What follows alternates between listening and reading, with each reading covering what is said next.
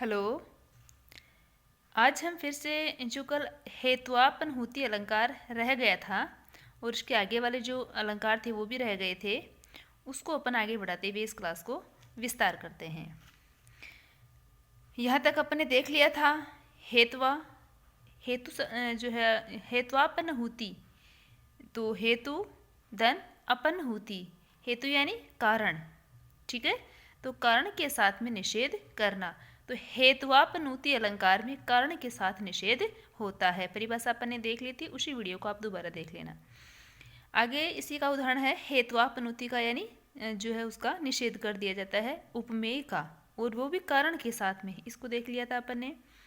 शिव सर्जा के करलेस सो न होय किरवान, भुज भुजगेस भुजंगिनी बखती पौन अरिप्राण, ठीक है। जो साहू जी के पुत्र शिवाजी है, उसके हाथ में जो सुशोभित है क्या, तलवार। साहू जी के पुत्र शिवाजी के हाथ में जो तलवार सुशोभित है वह सो न होय किरवान, वह तलवार नहीं है, ठीक है। देखो, शाहजी के पुत्र शिवाजी के हाथ में जो सुशोभित है वह तलवार नहीं है, ठीक है। भुज भुजगेस भुजंगिनी, वह हाथ में सर्प की पत्नी सर्पिणी है।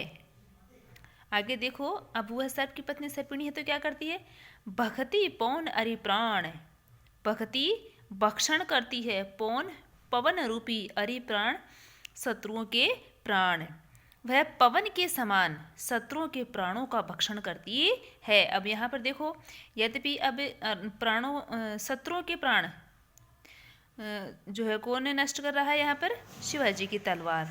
तो हाथ में, तो शिवाजी के हाथ में तलवार सुशोभित है, तो यहाँ पर कवि है ना, इस जो उपमेय है तलवार का निषेध कर रहा है, और वो भी कारण बता रहा है, ठीक है ना। कारण बता रहा है क्या, कि वो जो है शत्रु के ना प्राणों को पवन के समान है ना भक्षण कर रही है, यानी जिस प्रकार पवन जो सर्पिणी है वो पवन को अपने मुंह में लेती है तीव्रता से, है ना, उसी प्रकार है ना बिल्कुल तीव्रता और सहज रूप से है ना तलवार न शत्रुओं का भक्षण कर रही है, भक्ति भक्षण कर रही है, यानी नाश कर रही है उनका, खा रही है उनको, ठीक है। तो भुज भुजगेस भुजंगिनी, भुजा उसके हाथ की जो भुजा है उनकी, शिव जी की हाथ की जो भुजा है, तो सर्प रूपी जो सर्प की पत्नी सर्पिणी है, ठीक है। आगे देखो, शिवाजी के हाथ में तलवार नहीं है, यह तो सर्पिणी है जो शत्रुओं के प्राण रूप पवन का भक्षण करती है, ठीक है। अब इसमें भी देखो हेत्वापनहुति अलंकार है, यानी कारण है, हाथ में तलवार है, ठीक है, सीधा सा। अब तलवार का क्या काम है, शत्रुओं का नाश करना, कारण दे रखा है, लेकिन उस कारण का ही निषेध कर दिया, क्या, जो तलवार है इस तलवार का निषेध कर रही है क्या, कि वह तो सर्पिणी है, नहीं आ गया ना, नहीं, ठीक है ना। तो शिवाजी के हाथ में तलवार नहीं है, तो इस उपमेय का इसने निषेध कर दिया, तो वह क्या है, वह सर्पिणी है, ठीक है। और सर्पिणी जो है क्या कर रही है, शत्रु के प्राण रूप पवन का जो भक्षण कर रही है। तो इस दोहे में भी क्या हो जाएगा, हेत्वापनहुति अलंकार हो जाएगा। आगे, अतः वहाँ पर उपमेय के सहेतु यानी कारण सहित निषेध के कारण हेत्वापनहुति अलंकार है। ये देखो बेटा, है के अंदर न है, ठीक है। आप सोचोगे कि मैडम आपने यहाँ ऊपर लगा भी नहीं रखा, बीच में इधर भी नहीं लिख रखा है ना, तो देखो है के बिल्कुल छोटा सा जो है ये न है, इसलिए इसको हेत्वापनहुति अलंकार कहते हैं, ठीक है। अब आगे तीसरे जो अलंकार है उसका भेद है पर्ययस्थापनहुति, पर्ययस्थापनहुति अलंकार। पर्यस्त का अर्थ है फेंकना, फेंकना, ठीक है। पर्यस्त शब्द का अर्थ क्या होता है, फेंकना। अब इसकी परिभाषा कैसे होगी, जब एक वस्तु के धर्म को दूसरी वस्तु में फेंक दिया जाता है, ये इसके अर्थ की परिभाषा हो जाएगी। और अब अलंकार की परिभाषा है, ये तो केवल पर्यस्त, ठीक है ना, पर्यस्त शब्द का अर्थ बताया गया है, और ये अब पूरे अलंकार की परिभाषा हो जाएगी। पर्यस्त का शाब्दिक अर्थ है फेंकना, और किसके ऊपर की, किस हिसाब से, अलंकार के आधार पर, एक वस्तु के धर्म को दूसरी वस्तु में फेंक दिया जाता है। अब देखो परिभाषा, जहाँ पर किसी वस्तु के धर्म का उस वस्तु से निषेध कर किसी दूसरी वस्तु में स्थापित कर दिया जाता है। उदाहरण देखेंगे तो अच्छे समझ में आ जाएगा। जहाँ पर किसी वस्तु के धर्म का उस वस्तु से निषेध कर किसी दूसरी वस्तु में स्थापित कर दिया जाता है, वहाँ पर्य स्थापनहुति अलंकार होता है। इसकी पहचान है, क्या पहचान है? जिसका निषेध किया जाता है उसका 2 बार कथन किया जाता है। ठीक है, जैसे अपन पिछले उदाहरण में देखा कि शिवाजी के हाथ में जो है तलवार है, वह तलवार नहीं, वह तो जो है सर्प की पत्नी सर्पिणी है। तो निषेध किसका किया जा रहा है? उसमें तलवार का निषेध किया जा रहा था। ठीक है ना। तो हेत्वापनुति में वो जिसका निषेध किया जा रहा था यानी उपमेय, तो उस उपमेय को है ना 2 बार अपन नहीं काम में ले रहे थे। ठीक है ना, अर्थ के आधार पर ही अपन उसका 2 बार अर्थ ले रहे थे। जबकि यहाँ पर देखो जिसका निषेध किया जाता है वह है ना, उसका कथन 2 बार आता है।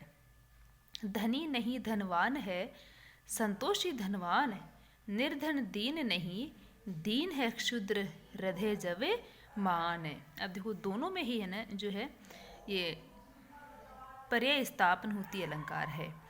जो ये है दोनों पंक्तियों में ही एक ही जो है दोहा है और इसमें दोनों पंक्तियों में अलंकार है। पर्याय स्थापनहुति। धनी नहीं धनवान है, संतोषी। अब यहाँ धनी शब्द का अर्थ क्या लिया गया है? जो धन संपत्ति है, जो ऐश्वर्य से अपना जो जीवन यापन करते हैं, जिसके ठाट बाट होते हैं, तो ये धनी शब्द उसके लिए आया है। तो ये कह रहा है कि जिसके पास में ऐश्वर्य है, जो साधन संपत्ति होती है, वह सही रूप में धनवान नहीं है। ठीक है ना। तो यहाँ पर कवि ने धनवान किसे बताया है? जो संतोषी प्रवृत्ति का है, जो संतुष्टि प्रवृत्ति का है, उसे ही क्या कहा गया है? धनवान। अब देखो इसमें उपमेय क्या है? धनवान है। और निषेध भी किसका किया जा रहा है? इस धनवान का ही। धनी नहीं धनवान है, कि जो धनी व्यक्ति होता है, इसके पास खूब सारे पैसे होते हैं, ठाट बाट होते हैं ना, विभिन्न संपत्ति होती है, वह धनवान नहीं होता। तो इसका जो उपमेय है ये, तो उसका निषेध किया गया है। तो यही कथन है ना 2 बार आया है। निर्धन दीन नहीं, दीन है क्षुद्र हृदय जवे मान। निर्धन दीन नहीं, निर्धन जिसके पास में धन नहीं है, वह दीन कमजोर नहीं है, गरीब नहीं है। दीन शब्द किसके लिए है? गरीब के लिए। निर्धन दीन नहीं, बिना धन वाला व्यक्ति कभी गरीब नहीं होता। दीन है क्षुद्र हृदय जवमान। दीन कौन है?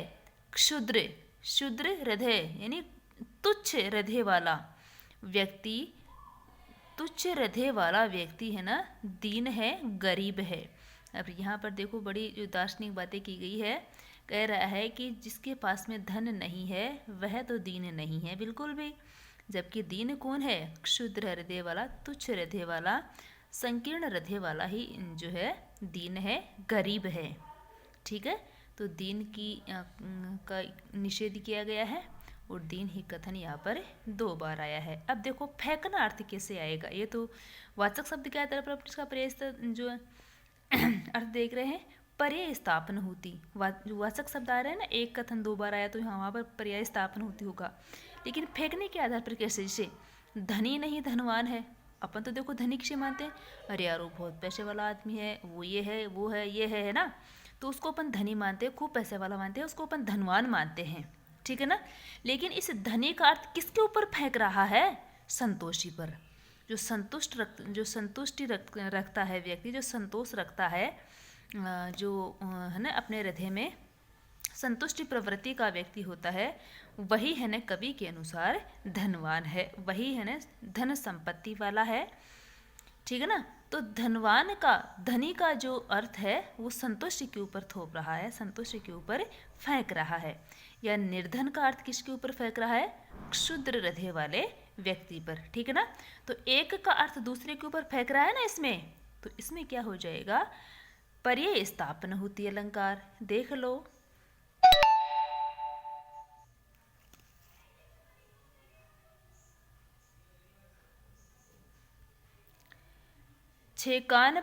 छेकापनहुति अलंकार।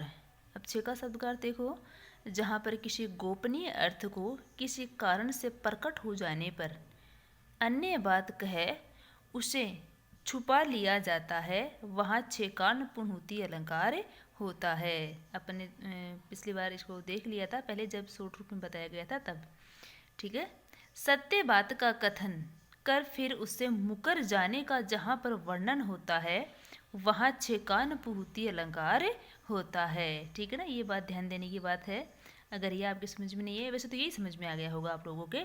ठीक है ना, कि कोई जो रहस्य की बात है उसको छुपाने की कोशिश की जा रही है, लेकिन उसको जो है अर्थ है ना सामने प्रकट हो रहा है किसी भी कारण से, तो जो प्रकट हो रहा है उसको कोई दूसरी बात कहकर उसको छुपाने की जो है छुपा लिया जाता है उसे, तो वहाँ छेकानुपूर्ति। और दूसरी बात, सत्य बात का कथन कर फिर उसे मुकर जाने का जहाँ पर वर्णन होता है, वहाँ छेकानुपूर्ति अलंकार होता है। देखो, वह आवे तब शादी होय उस बिन दूजा और ने कोई, मीठे लागे बाके बोल हे सखी साजन ना सखी ढोल। देखो कितनी समझदार है, कितनी चालू है ये नायिका। कहती है कि उसकी जब वह आए तो ही शादी हो। ठीक है। उस बिन दूजा और न कोई, उसके जैसा तो इस संसार में कोई दूसरा है ही नहीं, और उसकी बातें तो बहुत बड़ी मीठी लगती है। तो कोई सखी कहती है कि हैं सखी तेरे साजन, उसकी बातें तुझे अच्छी लगती है, उसकी बिना तुझे दूसरा कोई अच्छा नहीं लगता, और भाई तो ये जो है शादी हो, देखो बातें तो वैसी की वैसी है। लेकिन ये कहती है कि ना पागल ढोल, अरे ढोल ही तो जो आता है तभी तो शादी होती है। ठीक है ना, ढोल के बिना है ना क्या शादियाँ हो जाती है? नहीं होती। जब ढोल बजता है तो कितनी मीठी आवाज़ लगती है। तो जो वास्तविक अर्थ तो है ना इसके सामने प्रकट हो रहा है, लेकिन उस अर्थ को वह नकार रही है, उस अर्थ से मुकर रही है। ठीक है, अर्थ से वह मुकर रही है। तो इसमें कौन सा अलंकार हो जाएगा? छेकान पुनहुति अलंकार हो। आगे देखो, शोभा सदा बढ़ावन हारा, आँखिन है छिन करुण न्यारा, आठ पहर मेरा मनरंजन, क्यों सखी साजन ना सखी अंजन। अंजन शब्द किसके लिए आएगा? काजल। अंजन शब्द किसके लिए आएगा? काजल। तो काजल देखो, शोभा सदा बढ़ावन हारा, जो है हमेशा है ना सुंदरता को बढ़ाती रहती है। आँखिन है छिन करुण न्यारा, आँखों से है ना वो क्षण भर भी उसको न्यारा नहीं किया जाता है। आठ पहर मेरा मनोरंजन, आठ पहर है ना वो मेरे मन को जो है बहुत ही अच्छा लगता है, मेरे मन का रंजन करता रहता है। तो दूसरी से क्या कहता है कि ऐसा तो कौन है, ऐसा तो साजन ही हो सकता है। तो वह कहती है ना पगली अंजन यानी काजल। अरे नहीं, कौन साजन वाजन मैं नहीं जानती, जो काजल होता है वो मुझे बहुत अच्छा लगता है। जैसे मैं आँखों में डालती हूँ तो मेरी सुंदरता बढ़ा देता है, उसे तो मैं आँखों से एक पल भी न्यारा नहीं करती हूँ। और जब मैं सुंदर लगूंगी तो मेरे मन में रंजन अर्थात आनंद तो उत्पन्न ही होगा। आठों पहर मैं आँखों में ना काजल को डाल के रखती हूँ और मेरा मन का रंजन होता रहता है, रंजन आनंद होता रहता है। ठीक है, कितनी चतुर है देखो। ये बेटा अमीर खुसरो की पहेलियाँ हैं। ठीक है। पर गुण तो गाते रहते हैं, दोष किसी का नहीं कहते, निज कुल को करते हैं मंडित, क्यों सखी सुरगण नहीं सखी पंडित। क्या कहते हैं कि दूसरे गुण गाते रहते हैं, दोष किसी का नहीं कहते, अपने ही कुल का जो है गुणगान करते रहते हैं। तो कौन सखी? देवता लोग? अरे नहीं नहीं, पंडित लोग। ठीक है। ये देखो, अमीर खुसरो की सभी मुकरियाँ इसी के अंतर्गत आती है। किसके अंतर्गत? छेकान पुनहुति अलंकार के अंतर्गत आती है। आगे देखो, केतवा पुनहुति अलंकार। केतवा शब्द का अर्थ होता है छल। केतवा शब्द का अर्थ क्या होता है? छल। तो छल संबंधित और दूसरे जो शब्द होते हैं उसका है ना प्रयोग करते हैं जहाँ पर, वहाँ पर केतवा पुनहुति अलंकार होता है। अब देखो कैसे कैसे। उपमेय का निषेध कर उपमान की स्थापना की जाती है, वहाँ केतवा पुनहुति अलंकार होता है। कैसे? तुम्हारे रोम रोम छवि ब्याज, छा गया मधुवन में मधुमास। तुम्हारी रोम रोम में जो है छवि है वो तुम्हारी जो छवि है वो हमारे रोम रोम में बसी गई है। ब्याज छा गया मधुमन बास, तुम्हारी छवि के बहाने हमारे हृदय में मधुवन रूपी बसंत छा गया है। जिस प्रकार मधुवन में बसंत छा जाता है, उसी प्रकार तुम्हारी छवि आने से है ना हमारे भी जो है उसमें तुम्हारी छवि के बहाने हमारे भी हृदय में बसंत के समान उल्लास छा गया है। अब देखो जो उपमेय का निषेध कर यानी उसकी छवि आई है, तब उसके हृदय में है ना आनंद आया है। और आगे देख लो, अच्छे से समझ लेते हैं। न जाने सौरभ के मिश कौन, संदेश मुझको